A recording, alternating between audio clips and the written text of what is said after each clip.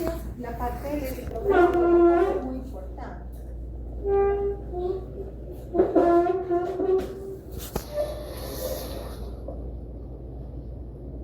No quiere decir que a todos se les solicite la parte del eritrogramo, porque recuerden que el hemograma es un todo. De todas maneras, lo que más nos va a aportar a nosotros para el diagnóstico viene siendo esa parte del eritrogramo. Entonces acá nuevamente es muy importante mirar cómo es la clasificación de la anemia. Cuando estamos frente a las hemolíticas, es probable, no siempre, que nos den anemias macrocíticas. ¿Por qué, muchachos? ¿Qué creen ustedes? ¿Por qué una anemia hemolítica nos puede dar macrocítica? La producción constante de los glóbulos rojos. O sea, la respuesta anular, no se maduren rápido los glóbulos. Exacto. No se maduren rápido. No. O bueno, al contrario. Al contrario. Muchachos, si hay muy buena respuesta medular, van a salir muchos reticulocitos de articulación. Ya sabemos que son células más grandes y por lo tanto nos van a incrementar el BCN. Esa es una anemia, entre comillas, falsamente macrocítica, porque no es que tenga macrocitos, no es que tenga megalocitos en algunos casos, sino que lo que tiene es respuesta medular. Es decir, que estas anemias, cuando miramos la clasificación, nos queda como una anemia regenerativa o una anemia hiperproliferativa, que son sinónimos. Ay, espérenme, porque no lo puedo parecer. Estoy aquí como toda. La llevo. No.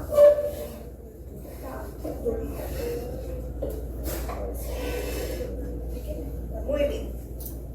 Tenemos entonces tres casos que nos pueden suceder acá. Bueno, antes de eso, chicos, la sedimentación. ¿Qué pasa con la sedimentación en las heredadas? Generalmente es disminuida o nula, dependiendo de las formas que encontremos en periferia. El esferocito y el drepanocito son alteraciones que no son capaces de formar pilas de monedas. Entonces esas sedimentaciones nos pueden dar dentro de ese rango normal, pero ya sabemos que es cuestión de la morfología celular. Ahora sí, podemos tener tres casos. Este es nuestro primer panorama. Nos llegó un paciente, pasamos el tubito por el equipo, vimos esa clasificación y miramos el extendido y esto es lo que observamos. ¿Qué estamos viendo allí? Hay un eritrocito policromatófilo, ¿qué más? Con cuerpo de Hawajori. A ustedes no ven el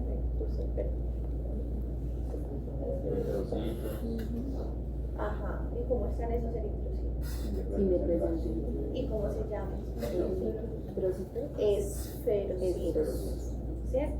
Ya vamos a empezar, bueno, ya empezamos con anemias nutricionales, toda la parte de la patología eritroide, pero estas anemias son muy ricas en patología eritroide, sobre todo la talasemia. Ustedes van a encontrar casi que todas las alteraciones que Carlos les enseñó en una sola planta.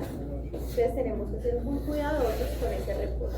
Entonces tenemos una gran cantidad de esferocitos. Hay unos esferocitos más pequeñitos, estos por ejemplo que les estoy señalando. Anteriormente se llamaban microesferocitos. Hoy todo esto nos va en la misma clasificación. Todos son esferocitos. Si le fuéramos a poner cruces a este campo, ¿cuántas? Yo le pongo las tres. ¿Por qué? Porque miren, cuando ustedes saquen la tablita, en la tablita que dice que el esferocito es una de las células que en una proporción baja ya le tengo que poner las dos cruces. Entonces rápidamente llegamos a tres cruces. Este panorama, chicos, ¿con qué puede ser compatible? O sea, si yo veo esto en la placa, ¿en qué pienso? En la esferocitosis hereditaria, ¿cierto? Pero, ojo, hay otro panorama compatible que lo vamos a ver con la profe Caro Carrasquilla el jueves. Anemia hemolítica extravascular autoinmune, o sea, los esferocitos que se generan porque hay anticuerpos que se adhieren a la membrana, el vaso hace el recorte y me forma el esferocito. Entonces yo puedo tener dos anemias, la esferocitosis hereditaria, la anemia hemolítica adquirida extravascular, que es por anticuerpos inmunoglobulina G, y ambos me dan el mismo panorama en el sentido de sangre periférica. Anemia hemolítica extravascular por anticuerpos inmunoglobulina G, G de gato. Son dos panoramas, perdón, es un panorama con dos diagnósticos completamente distintos. ¿Podré por morfología decir cuál es cuál? Muchachos, es muy difícil. Hay cosas que me pueden ayudar. Por ejemplo, cuando yo tengo una anemia que es heredada, la mayoría de las células salen con alteración, porque es una mutación lo que la está causando. Por eso es que vemos que casi que el 90% de los glóbulos rojos son esferocitos. En la anemia adquirida, como su nombre lo dice, adquirida, no todos los glóbulos rojos tienen la alteración, solo son algunos. Entonces puedo ver menos cantidad de cruces. Eso es orientador, pero no es mandatorio.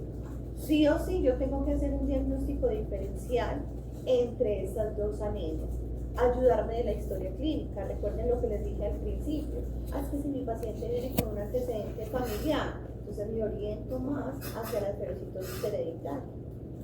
En este caso, jóvenes, bueno, me decían ahorita que había ovalocitos. Recuerden que el ovalocito tiene un porcentaje normal. Hasta 4% es normal. Yo empiezo a hacer el reporte a partir de 5. O sea que, por ejemplo, en este campo no voy a hacer reporte de ovalocitos. Hoy vamos a ver varias placas. Si ustedes tienen que hacer reporte, recuerden aplicar lo que les expliqué sobre esa semi-cuantificación. Usted coge el campo, está muy chévere el director de mecánica, pero entonces tenemos el campo. Usted lo que hace es que visualiza de una manera muy global y va colocando campo a campo el número de las cruces, sin necesidad de contar, como se los expliqué en ese laboratorio pasado. Si alguien tiene dudas, me dice y yo ahorita le refuerzo cómo sabe.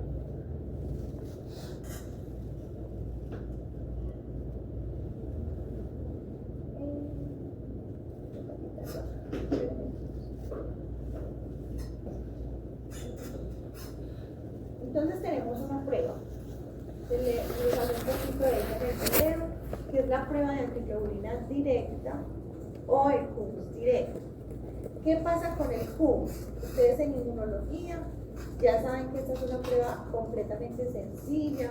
Al laboratorio no le vale más de 10.000 pesos. Y eso que le estoy poniendo mucho. Puede que le valga alrededor de 5.000, 6.000 pesos. Y me permite diferenciar entre la esferocitosis hereditaria y la anemia hemolítica extravascular adquirida. Hereditaria y la anemia hemolítica extravascular. ¿Cómo es de sencilla? Yo mezclo una gota de sangre del paciente con una o dos gotas de suero de la antiglobulina, centrifugo y leo por aglutinación. ¿Qué me evalúa la prueba de HUMS, muchachos? ¿Qué información? Ajá. Y como tenemos en el caso de la anemia extravascular hemolítica, se está dando por el anticuerpo inmunoglobulina G. En ese caso la HUMS va a ser positiva. Sí. Y como en la esferocitosis no se está dando esa producción de anticuerpos, va a ser negativa. Exactamente, muchachos. Entonces, ¿qué sucede? Una prueba tan sencilla me permite diferenciar entre esas dos enfermedades. Y vamos a repetir. Esta prueba me evalúa si hay anticuerpos adheridos a la membrana del glóbulo rojo. ¿Anticuerpos de qué tipo? Inmunoglobulina G. Preferencialmente. Se los digo así porque depende del suero de antiglobulina. Uno también puede tener inmunoglobulina A, pero no es frecuente. Resulta, muchachos, que si la prueba me da negativa, significa que esos esferocitos que estoy viendo no son por unión de anticuerpos. Entonces corresponde a una esferocitosis hereditaria. Si me da positiva, estoy confirmando que en esos glóbulos rojos hay anticuerpos adheridos a la membrana. Entonces el diagnóstico de ese paciente será una anemia hemolítica extravascular adquirida. Una prueba muy sencilla y desde ahí comienza el diagnóstico diferencial. Al laboratorio que usted vaya, van a tener esta prueba disponible. O sea, esto es nivel 1, muchachos. Siempre va a estar y es una ayuda muy grande. Cuando nosotros hablamos de que hay anticuerpos adheridos a la membrana, eso se llama sensibilización in vivo. Estoy diciendo que en ese paciente existen anticuerpos que se unieron a ese glóbulo rojo.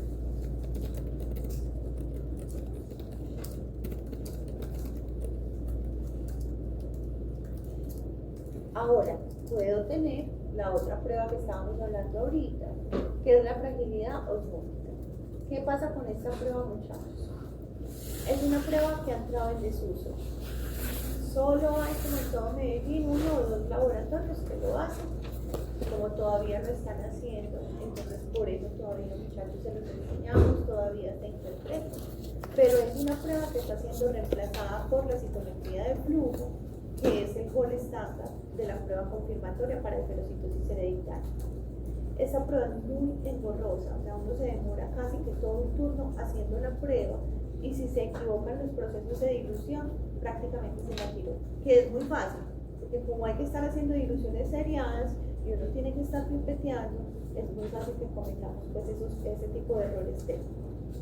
La prueba de fragilidad osmótica no me confirma la enfermedad, ojo que esto es importante, me confirma alteración estructural.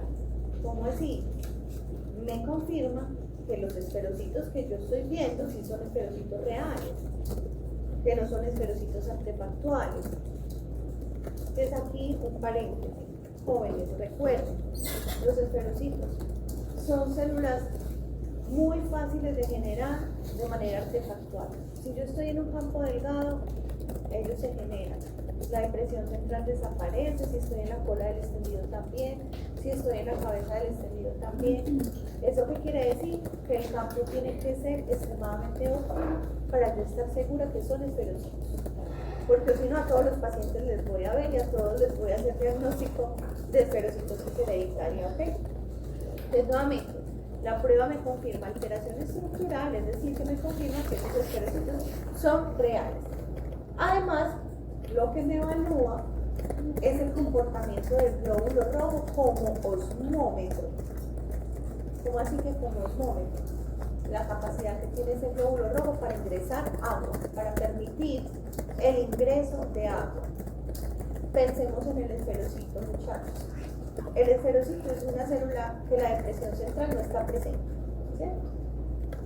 Es una célula que sufrió reducción de superficie-volumen y que además es una célula que perdió la capacidad de desdoblarse, la capacidad de plasticidad, es más rígida. La pregunta es, ¿será que ese esferocito permite más o menos ingreso de agua? Menos. Exactamente, permite menos ingreso de agua, porque es una célula que fácilmente se me va a reventar. Al perder esa capacidad de plasticidad, se vuelve una célula más frágil. Por eso ustedes se encuentran aquí al final de la diapositiva, como este juego de palabras, en donde hablamos que los glóbulos rojos esferocíticos tienen una resistencia menor, porque se movilizan más rápido, y tienen una fragilidad aumentada por lo mismo. Entonces, siempre, chicos, en el esferocito vamos a pensar en eso. Resistencia disminuida, fragilidad aumentada. Ahora bien, ¿cómo se hace esa prueba? Se los voy a mencionar a grandes rasgos, no la vamos a hacer por obvias razones. Es una prueba que hay que utilizar sangre desfibrinada.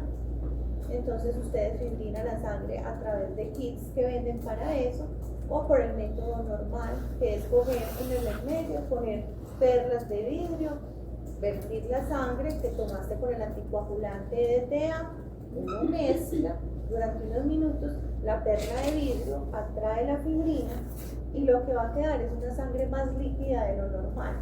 Esa sangre que queda líquida es la que yo voy a utilizar para la prueba. Voy a comenzar a colocar o a preparar más bien diluciones de cloruro de sodio que van de 5 a 5, comenzando por el tubo de 0,85, de 0,85, 0,80, 0,75. ¿Cómo preparamos esas diluciones en el laboratorio?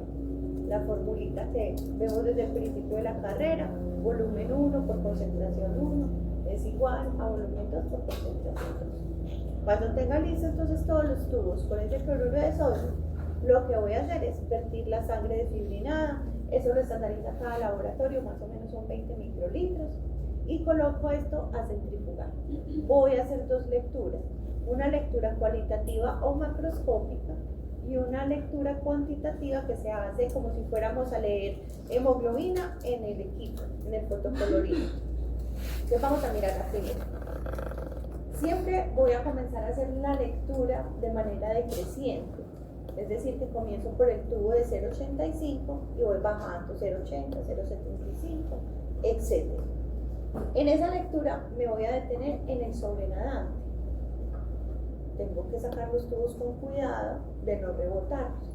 Si el sobrenadante está claro, significa que no hay hemólisis.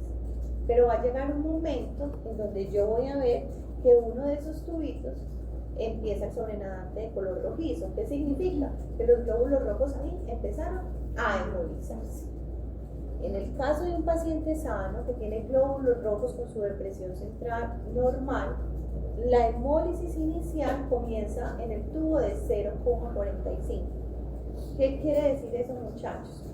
Si yo a la concentración de 100% le resto 0,45, ¿cuánto me queda? 55. Entonces eso quiere decir que ese glóbulo rojo está permitiendo 0,55% de agua o 55%, como me lo quieran decir. Esa es la concentración normal de agua que permite un glóbulo rojo saludable. Luego voy a seguir haciendo la lectura, pero en este caso voy a mirar el sedimento. Miren, chicos, que al principio todos los tubitos tienen el botón. ¿Qué pasó? ¿Qué, perdón? 0,45. A 100%. Muchachos, ¿qué hay en el botón? Glóbulos rojos, ¿cierto? Entonces yo voy a empezar a mirar ese botón. Llega un momento donde el botón desaparece del todo. Cuando desaparezca del todo, usted va a decir que la hemólisis se completó. Entonces, esa concentración va a ser tomada como la hemólisis total o la hemólisis final. En el paciente sano se da en 0,35. Miren acá. En 0,35. Ahí finaliza la hemólisis. Ahora, ¿qué va a pasar con el paciente que tiene esclerositis? Dijimos algo muy importante, es una célula que tiene una fragilidad aumentada, que tiene una resistencia disminuida, y ustedes también me dijeron que va a permitir menos ingreso de agua. Vamos a la parte superior que corresponde al paciente con esclerositis. Miren que en este caso la hemólisis inicial comienza en la concentración de 0,65. Si yo a 100 le resto 0,65, ¿cuánto me da? 35%. Entonces me está permitiendo solo el ingreso de 35% de agua versus 55% que me estaba permitiendo el glóbulo rojo sano. Me está permitiendo menos ingreso de agua. ¿Y dónde se completa la hemólisis?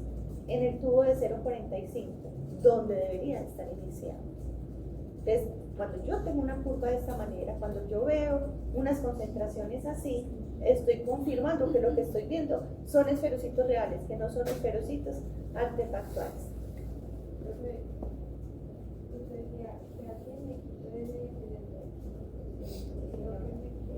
Es lo que permite ingreso de agua. Muy bien, muchachos. Resulta que luego me voy a ir con cada uno de esos tubos a hacer la segunda valoración, que es la valoración cuantitativa. ¿Qué tengo que hacer? Me voy a ir a leer el sobrenadante en el fotocolorímetro sin rebotar, como hicimos en el caso de la hemoglobina. Eso me va a dar unas absorbancias. Yo voy a sacar unos porcentajes de hemólisis con esta formulita que ustedes están viendo en la segunda viñeta, y es decir que voy a tener cuántos datos, el número de tubos que haya preparado. Es que yo preparé 10 concentraciones, entonces voy a tener 10 datos de porcentaje de hemólisis y voy a ir a graficar eso a unas curvas que se hacen en papel milimetrado, como cuando hacíamos planos cartesianos, así tal cual, que todavía me va a demorar más este proceso. Resulta, acá en la diapositiva me quedó el eje de las Y para el lado contrario, pero ustedes saben pues que se grafica acá. Allí también tenemos las curvas y ustedes ahorita las van a poder ver mejor. Entonces, muchachos, en el eje de las X siempre voy a colocar la concentración de cloruro de sodio. Y en el eje de las Y voy a colocar ese porcentaje de hemólisis que hay de cada tubo. Entonces voy a empezar a ubicar los puntos. Por ejemplo, digamos que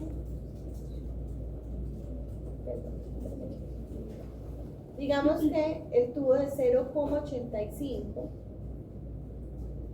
me dio 0%. Entonces yo vengo acá, busco la concentración de 0,85 y pongo el punto en 0. Así me voy tubo a tubo. Cojamos este. Llegué al tubo de 0,45. ¿Cuánto me dio el porcentaje de hemólisis de esta? 5,5.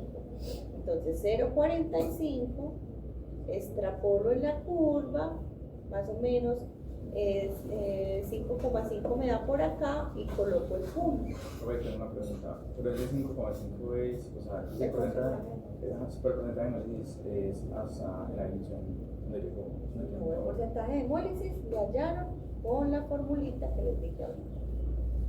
O sea, ustedes no lo tienen que hallar. Yo les estoy dando esta explicación para que ustedes entiendan la interpretación. Es muy probable, muchachos, que cuando ustedes salgan no tengan que hacer esta curva, pero es importante que la sepan interpretar, ¿cierto? ¿Entonces le puedo tomar foto a eso? Sí, tienen todas las curvas allá más bonitas, entonces las pueden acercar. Estas mismas que les estoy dando acá las imprimimos y se las colocamos en la mesa. ¿Eso me puede volver a explicar, por favor? Sí, de esta. Entonces, muchachos, todavía no estoy en interpretación, sino que estoy colocando puntos. Voy a graficar. Entonces yo cojo cada concentración, le saco el porcentaje de hemólisis con la formulita y empiezo a colocar los puntos. Entonces en el tubo de 0,85 el porcentaje de hemólisis me dio 0. ¿Qué hago? Vengo y ubico 0,85, pongo un punto aquí porque representa 0. Así me voy con cada uno. Voy a llegar, por ejemplo, al tubo de 0,45 donde el porcentaje de hemólisis me dio 5,5. Entonces nuevamente vengo y busco 0,45 y tengo que poner el punto en 5,5. Miren cómo esto viene de 10 en 10, 5,5 me da en el medio, entonces pongo el puntito acá. Así me voy con cada tubo. A la final, ¿cuántos puntos voy a colocar en esa gráfica? El número de tubos que haya preparado, por ejemplo 10. Cuando yo ya tenga todos mis punticos ubicados, ¿qué hago? Trazo la curva. La curva siempre, si les quedó bien hecha la dilución, les va a dar sigmoidea. Yo me acuerdo que a mí sí me tocó preparar fragilidad osmótica en este laboratorio cuando era estudiante. Muchachos, esto a mí me dio una cosa así, eso parecía un electrocardiograma. Pero precisamente porque uno se puede equivocar en ese proceso de dilución. Y luego volver a empezar. O sea, no sería uno nunca de Si no es lo de la interpretación, digamos en el 0,40 el porcentaje de hemólisis es de 55. 5,5, es que acá me equivoqué. Ay, yo 0,40.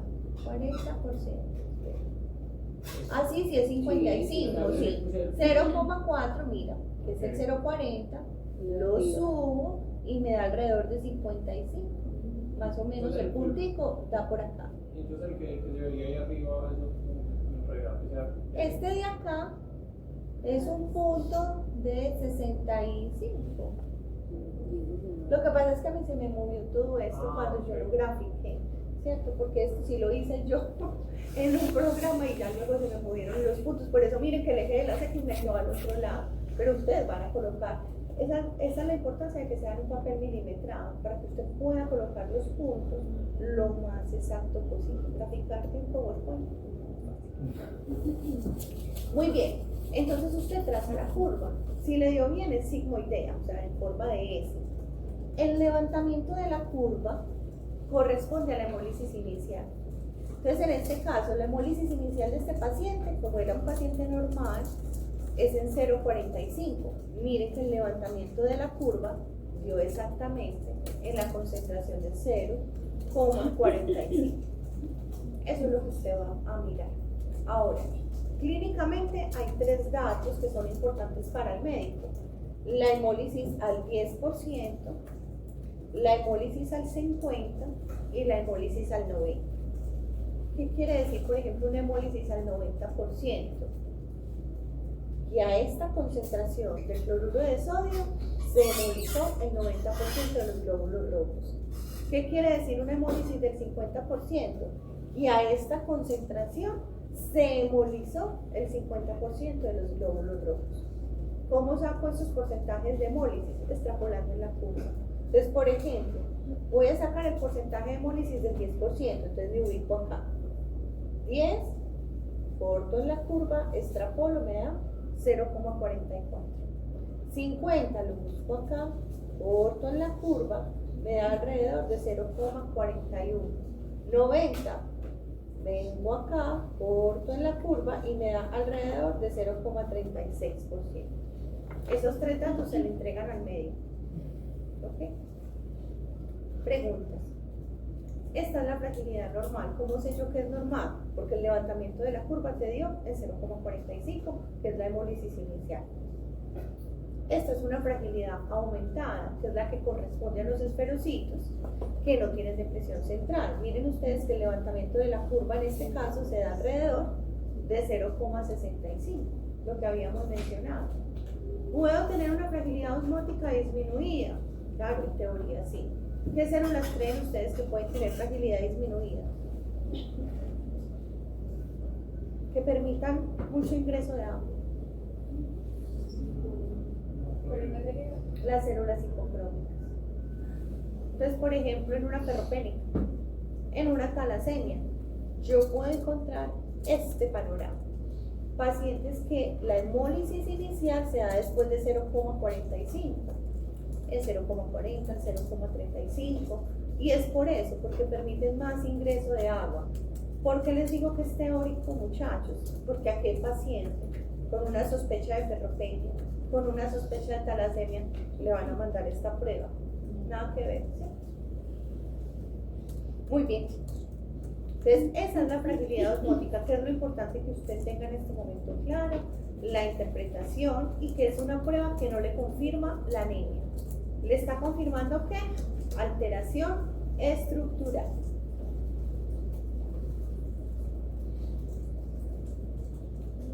Aquí, por ejemplo, tenemos los tipos de curva. Entonces tenemos en el centro paciente con una hemólisis normal, perdón, con una fragilidad normal, inicia en 0,45, paciente con esclerositis hereditaria inicia en 0,65, y acá, por ejemplo, el paciente con una talasemia que inicia antecitos de ese dato.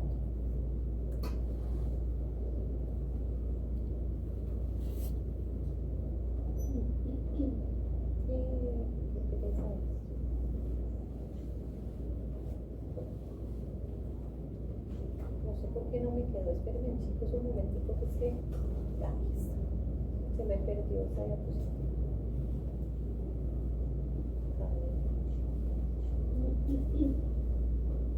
Esta. ¿Están viendo ahí? ¿Cuál es la prueba confirmatoria? Yo tengo dos caminos para confirmar. Bueno, tres. Hoy por hoy, el gol estándar es la citometría del flujo. La citometría del flujo, muchachos, me permite detectar si el paciente tiene una alteración en la proteína de membrana. ¿Cuál es la mutación más frecuente en la esclerositis hereditaria? De la proteína espectrina. Espectrina. Recuerden que hay pacientes que pueden tener en aspirina, en BAFDA3, pero espectrina es la más frecuente. Entonces, ¿en qué se basa la citometría del flujo? Utiliza un colorante que se llama EMA. Estas siglas EMA significan eosin 5-maleimida. Resulta, muchachos, que este colorante es fluorescente y se une a varias proteínas de membrana del glóbulo rojo, incluyendo la espectrina. Entonces, ¿qué pasa, muchachos, ahí? Se une el colorante y si es normal, entonces me genera una fluorescencia, ¿cierto? Y si el paciente tiene una esclerositis hereditaria, entonces voy a encontrar menos fluorescencia y lo voy a comparar con un grupo control. Entonces, ¿qué tengo en este caso? En color morado tengo el paciente. Y en este color tengo el, ay, eso me quedó re- y en ese color tengo el control. ¿Qué estoy viendo? Que hay menos fluorescencia, por eso se desplaza hacia la izquierda, por eso se ve antes de la segunda curva, que es la del control. En este caso, yo puedo decir que hay una alteración en una proteína de membrana. No puedo decir con certeza que es espectrina, pero esto me ayuda a hacer el diagnóstico. ¿Cuál sería el otro panorama que podemos tener para pruebas confirmatorias? Puedo hacer una electroforesis de proteínas de membrana. En una electroforesis de proteína de membrana, usted va a saber también lo mismo. ¿Cuál proteína está afectada? Pero usted puede saber la mutación. No puede saber la mutación. No puede decir, ay, es que ese paciente tiene una mutación XX en la proteína tal, tal, tal. No. Solamente por movilidad usted va a saber. Se afectó espectrina, se afectó angrina, se afectó banda 3.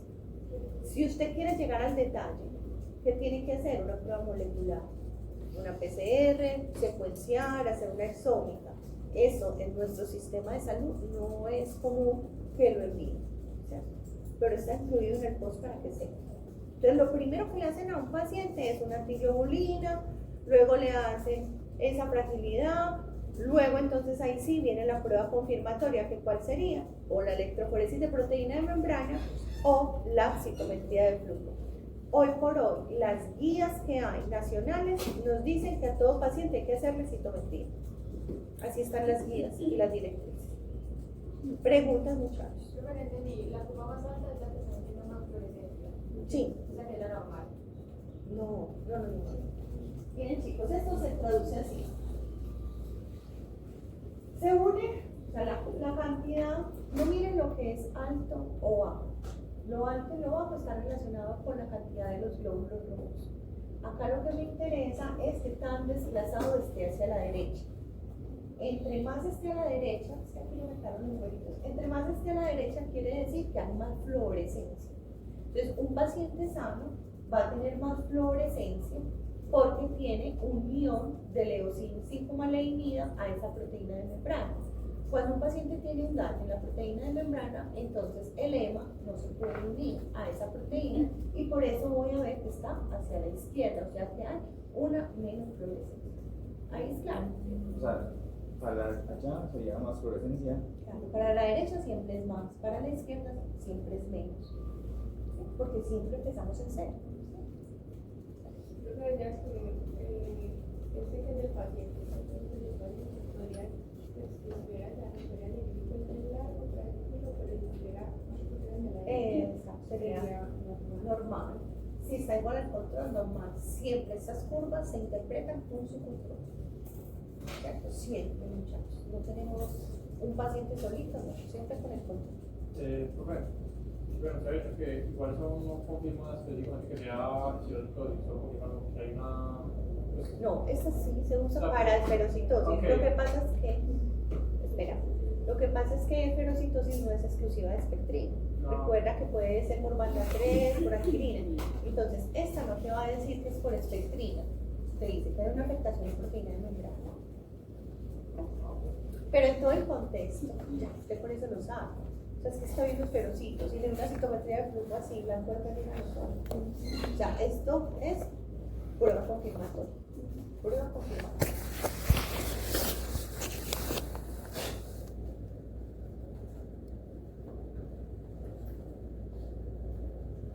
Bueno, el otro caso que podemos tener, muchachos, es este. Entonces, con esta nos generaron muchas dudas en el laboratorio pasado, porque algunos estaban viendo valocitos que estábamos contando como trepanocitos. Entonces, acá es muy importante tener en cuenta varias cosas. El paciente que tiene mucha concentración de hemoglobina S es un paciente que tiene unos trepanocitos muy bonitos, muy comunes, muy típicos. No es el panorama de todos los pacientes, muchachos. Hay veces los pacientes que llegan al laboratorio son pacientes control, que ya están en tratamiento, que no están en una crisis vasoclusiva, como les expliqué en la clase. Entonces esos pacientes no me muestran tantos trepanocitos, puedo ver uno que otro. Si yo veo este que es el típico, pues obviamente esto me hace diagnóstico y se va a repetir campo a campo. O sea, yo nunca voy a encontrar un drepanocito en toda la placa. Si el paciente está enfermo realmente, yo voy a encontrar que esto se repite. Los drepanocitos, como eso es una alcohólisis, siempre van a estar acompañados de signos de respuesta medular. ¿Cuáles signos de respuesta medular? Cualquiera. Policromasia, cuerpos de Jabal-Jolly punteado, basófilo, cariorexis, lo que sea. Eritroblastos. En este caso, ¿qué tengo? Un eritroblasto circulante, esto es un ortocromático con cariorexis. Que la cariorexis es cuando ese núcleo se vuelve en forma de flor. ¿Por qué? Porque la médula ósea me los saca tan inmaduros del afán de responder que pueden salir con alteraciones nucleares, como esta que estamos viendo ahora. Ahora, muchachos, listo, veo eso, hago el reporte, pero es que no siempre son tan típicos. A veces veo esto. Miren lo que hay ahí. Estos drepanocitos, por ejemplo, no son la forma típica de óseo, son difíciles, ¿cierto? Yo les decía en ese laboratorio pasado, miren, un ovalocito tiene depresión central, un drepanocito no tiene depresión central. ¿Por qué no tiene depresión central? Porque la hemoglobina S cicla, se polimeriza, se cristaliza, entonces se pierde la depresión central. Cuando usted empieza a ver estas células raras que no tienen depresión central, pero que se están repitiendo campo a campo, entonces ahí también hay sospecha. ¿Por qué les hago énfasis en que se repite campo a campo? Porque eso también puede ser causado artefactualmente. Si yo veo una en toda la placa, seguramente fue un artefacto. Ahora, tengo que garantizar que esté mirando en un campo útil. Porque si yo estoy por allá en la colita del extendido, pues obviamente voy a ver todo esto. También son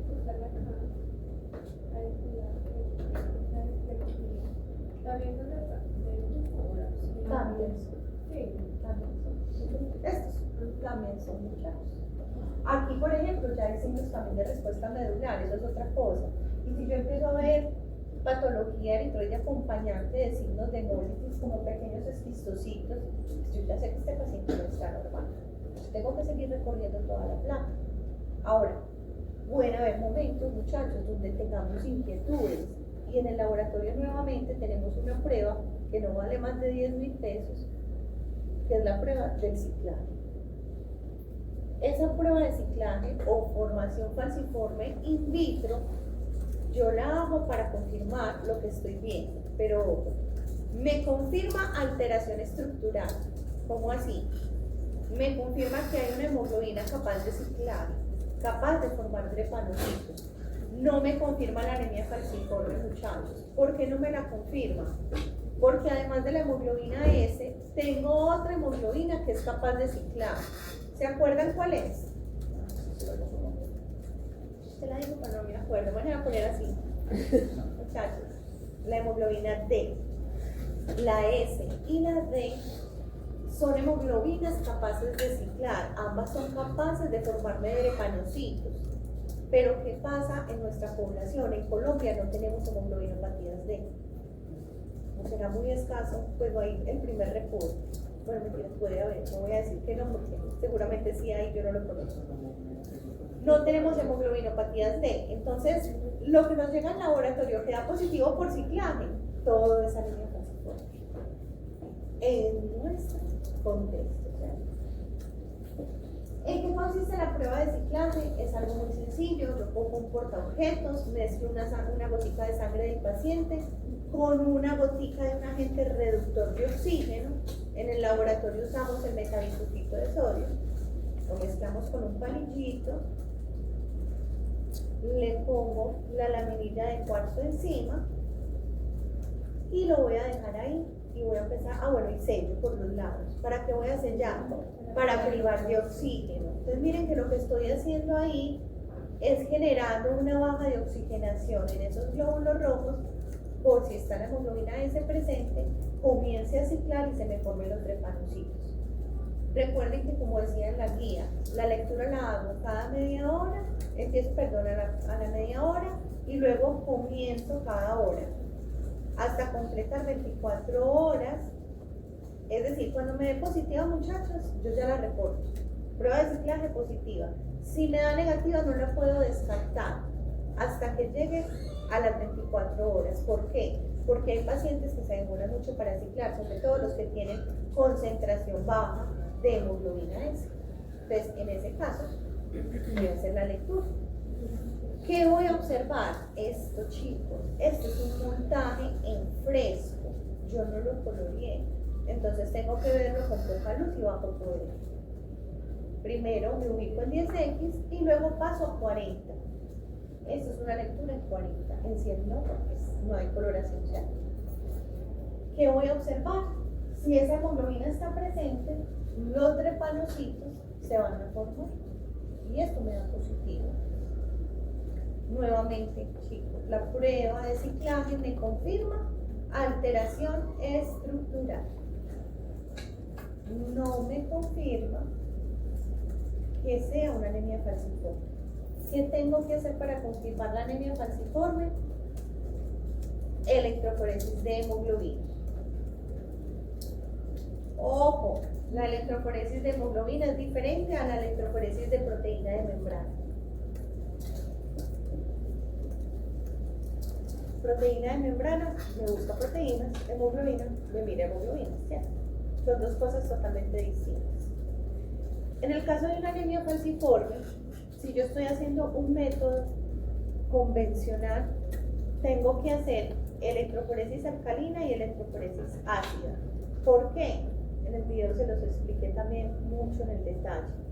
Recuerden que a pH alcalino, tanto la hemoglobina S como la hemoglobina D migran en el mismo carril. Siempre, muchachos. Si yo paso esto a una electroforesis ácida, la hemoglobina S se separa de la D y puedo hacer la diferenciación mucho más fácil. Ustedes me decían, profe, entonces ¿por qué no empieza de una vez por la electroforesis ácida? Oye, porque resulta que, por ejemplo, la hemoglobina A2 migra en la electroforesis ácida también donde está la C. Entonces siempre el protocolo es, si es una convencional, alcalina y luego ácida. Si el método es la electroforesis capilar, como esa tiene una mayor sensibilidad y ustedes van a encontrar en las demostraciones unas gráficas, en ese caso, entonces no tienen que hacer doble electroforesis. Tienen solamente la electroforesis capilar, que de una vez me está discriminando entre todos los tipos de hemoglobina, incluso me saca el densitograma, que lo vamos a ver en las demostraciones también, con sus respectivos porcentajes. Porque en Asia solamente migra la D, ¿cierto? O la S. La S solita, y la D se viene para acá. Recuerden, muchachos, que esto funciona como una electroforesis normal. Entonces usted tiene acá los pozuelos donde coloca la muestra, empieza a migrar de acuerdo a la composición de aminoácidos que tenga cada una de esas hemoglobinas. Y por ejemplo, de movilidad rápida tenemos la hemoglobina A, la hemoglobina L.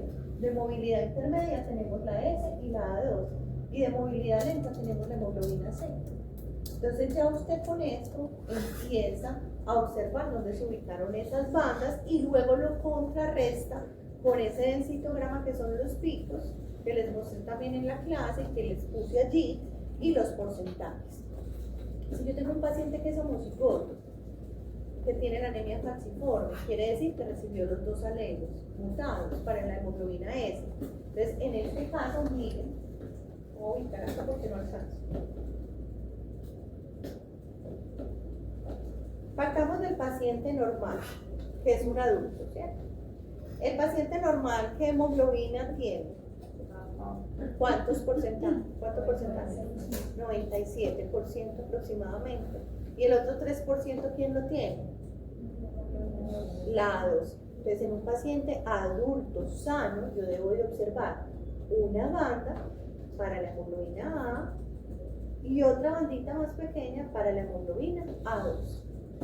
El paciente que tiene el rasgo falciforme, recuerden que es heterocigoto.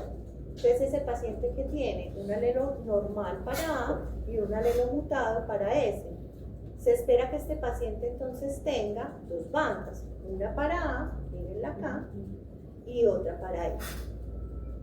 Cuando estoy en el densitograma, muchachos, el rasgo es fácil de determinar porque el paciente tiene 50 o menos de porcentaje de hemoglobina S. Si tiene más del 50%, entonces lo tomo como un homocigoto, o sea que ese paciente tiene la anemia falciforme. ¿Okay? Miremos el caso de la hemoglobina D. Miren este paciente. Este paciente tiene una banda en A y tiene otra banda donde migra la S, pero también migra la D en ese mismo carril. Entonces miren que este paciente es igual al anterior, igual al rasgo falciforme. Entonces, yo por electroforesis alcalina no puedo saber cuál tiene el rasgo y cuál tiene la hemoglobinopatía D. Además que las dos hemoglobinas dijimos que ciclan. Si le hago la prueba de ciclaje, voy a observar que hay trepanocitos. Entonces, por esta razón es que yo me tengo que pasar a hacer en un método convencional la electroforesis ácida. Miren que en la electroforesis ácida el rasgo falciforme ya es diferente. La A migra acá, la S migra acá y la D migra exactamente donde migra la A, ya se separa de la S. Entonces con eso yo puedo hacer la diferenciación. ¿Es claro, chicos? ¿Qué tengo entonces en este paciente? Ciclaje para confirmar alteración estructural y electroforesis de hemoglobina para confirmar ya netamente la enfermedad. Nos queda el último caso, el último paciente. Ese último paciente, este es el panorama. Les decía que son placas muy ricas en poiquilocitosis. Usted pone el campo y hay veces nos dicen, profe, es que este campo no es óptimo. No es que no sea óptimo, es que hay hemólisis activa, sobre todo en las talasemias mayores, y empiezo a observar mucho esquistocito y me da la impresión como si fuera un campo basura, pero es porque la poiquilocitosis es muy rica. Entonces, si tengo una talasemia mayor, yo voy a observar la microcitosis y la hipocremia, que se la van a apreciar mejor en los micros, porque en fotografía no se ve tan linda. Los pianocitos, que recuerden que son células muy importantes acá, porque me hablan que hay una acumulación anómala de la hemoglobina a nivel central. Signos de hemólisis, que en este caso tengo esquistocitos, alqueratocitos, y respuesta, miren, esquistocitos por acá. Y signos de respuesta medular, porque la hemólisis está muy activa. Aquí estoy viendo, por ejemplo, eritroblastos ortocromáticos circulantes. Esto es muy fácil de sacar y de diferenciar con la anemia ferropénica, porque la ferropénica no tiene respuesta medular. Pero ¿qué pasa, muchachos, por ejemplo, cuando yo tengo una talasemia menor? Recuerden que en la menor, como lo vimos en la teoría, no tiene hemólisis activa. Entonces no veo esos signos de respuesta medular. Veo más microcitosis, veo más hipocromía, puedo ver poiquilocitosis inespecífica acompañante y puedo ver uno que otro signo de hemólisis, pero no tan marcado como lo estaba viendo en la talasemia mayor. Este es el paciente que hay que hacerle ese diagnóstico diferencial con la anemia ferropénica. En todo caso, muchachos, si la sospecha diagnóstica está orientada hacia que el paciente tiene la anemia, la talasemia, ¿cuál es la prueba confirmatoria? La electroforesis de hemoglobina. Y ya eso ustedes sí lo deben de sacar de acuerdo a las explicaciones que yo les di en la clase, jugando como con ese protocolo de cuál es la hemoglobina normal, cómo está conformada. Por eso la importancia de que todos tuviéramos la fichita. ¿La trajeron? ¿Hicieron la fichita, muchachos? Bueno, eso es parte del estudio, la ficha de las hemoglobinas. Cómo está la hemoglobina A, cómo está la fetal, cuáles son los porcentajes en las diferentes etapas de la vida, porque eso les va a ayudar a ustedes a entender mejor la parte de la electroforesis. ¿Dudas? Bueno, chicos, entonces vamos a revisar las demostraciones, incluyendo las fotografías que van a observar ahí. Vamos a revisar los casos clínicos que enseguida les digo cómo corresponden, y hoy tenían un caso clínico para entregar. Brazo, por favor, me lo hagan.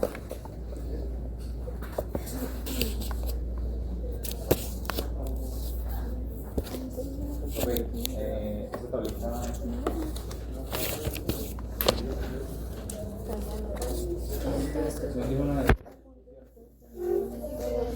Yo creo que con la primera clase que hicimos.